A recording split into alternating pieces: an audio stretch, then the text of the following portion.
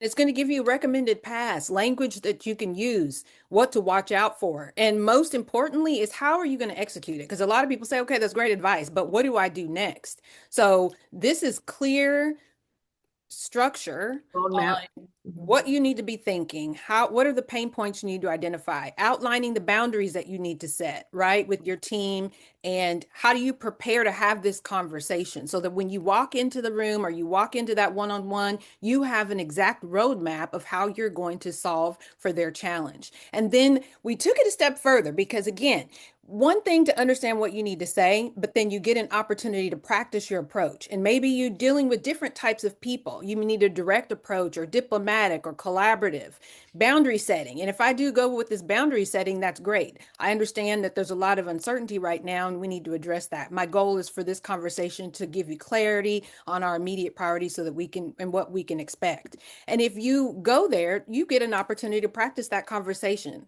with a real personality, and that's where most people miss it. They can get the advice from someone, but they didn't actually get to practice that role play. And I can tell you out of all the years that Christina and I have done role plays, people always ask for more. And this is where you're not only going to get to identify what you need to do in the heat of the moment, practice and execute immediately within that moment. And so this has been, again, tuned. It has been verified, and this works for all levels, whether an independent contributor or whether you're a leadership executive.